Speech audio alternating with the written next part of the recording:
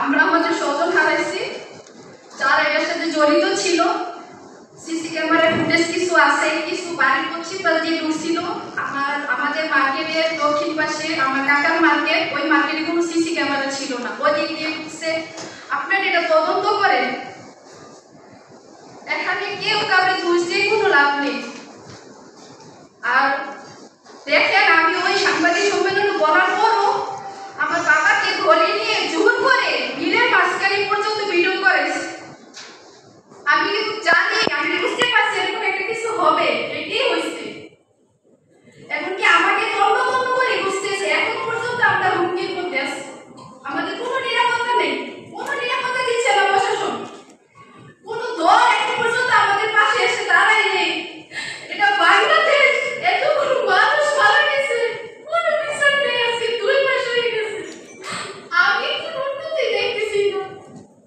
না আমাদেরকে নিরাপত্তা দিচ্ছে কোনো প্রশাসন, কোনো দল, কোনো দলের লোক। বাংলাদেশে এত রাজনীতিক, এত নেতা, এত এমপি, মন্ত্রী, ডিআইজি, উপদেষ্টা, কেউ আমাদের পাশে একবার এসে দাঁড়ায়নি। আমরা খুব অসহায়।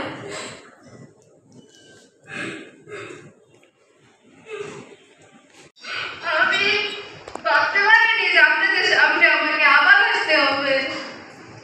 আপনাদের সাংবাদিক ভাইদের কাছে রিকোয়েস্ট, আপনারা এই বিষয়টা একটু দেখেন কোনটা সত্য।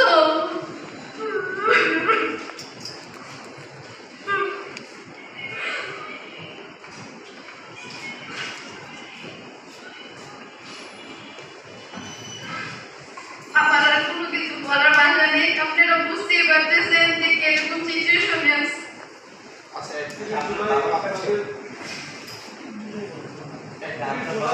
আসিফ মাহমুদের চাচাতো ভাই সহ কিছু মানুষ আপনাদেরকে অস্ত্রের মুখে নিয়ে যায়। হ্যাঁ, তারপর আপনাদেরকে নির্দিষ্ট স্থানে গিয়ে ভয়ভীতি দেখিয়ে তখন আপনাদের বক্তব্যটা রেকর্ড করা হয়। 31 জুলাইয়ের পরে আপনারা কোনো অভিযোগ করেছিলেন কি থানায়? সরি, কাকে নিয়ে বক্তব্য দেওয়া হয়েছে? না, এই যে আপনারা বাবা বলেছেন যোগ করবে আমাকে নিয়ে ওনাকে না, আমরা কোনো অভিযোগ করিনি। দেখেন, আমার পরিবারের মধ্যে আমি ছাড়া সাহস করে কথা বলার মতো কেউ নেই। আমি এখনো হসপিটালে আছি, আমি আজকে এখন হসপিটাল থেকে আসছি। আমার এই মাথার এই জায়গাটা এখন অ্যাডজাস্ট হয় না, সুগার ইনফেকশন হয়ে গেছে। উনি বাড়িতে এলাকায় একা থাকে, ওনাকে কাজটা করছেন, এরকম যে কেউ গিয়ে এরকম করবে এরকম কোনো লোক নেই। আমাদের পাশে আজকে একটা লোক দাঁড়াইলো আমরা একটু সাহস পাইতাম। আমাদের পরিবার একমাত্র আমি ছাড়া কেউ নেই।